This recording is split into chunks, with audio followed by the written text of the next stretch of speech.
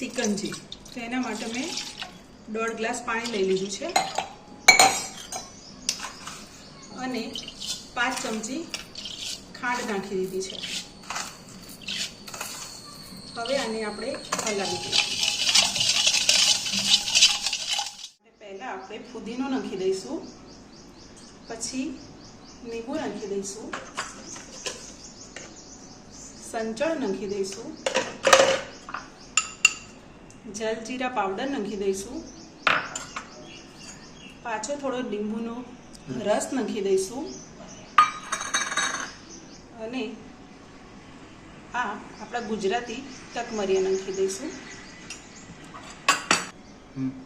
હવે સ્વાદ અનુસાર મીઠું નાખી દઈશું અને આપણે આ ખાંડવાળું પાણી પહેલેથી જ તૈયાર રાખ્યું છે એ પાણી 1/2 ગ્લાસ ઉપર રેડી દઈશું.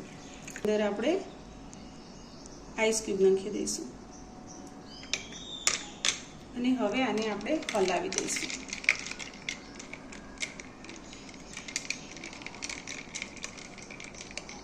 આપણી તૈયાર થઈ ગઈ છે. ફરીથી આપણે આને ઉપર થોડા તકમરિયા નાખી દઈશું અને હવે એને આપણે ગાર્નિશ કરીશું. આપણી સિકંજી એકદમ રેડી થઈ ગઈ છે.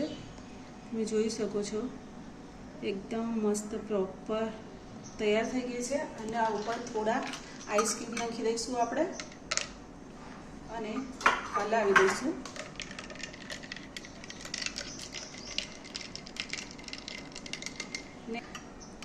સિકંજી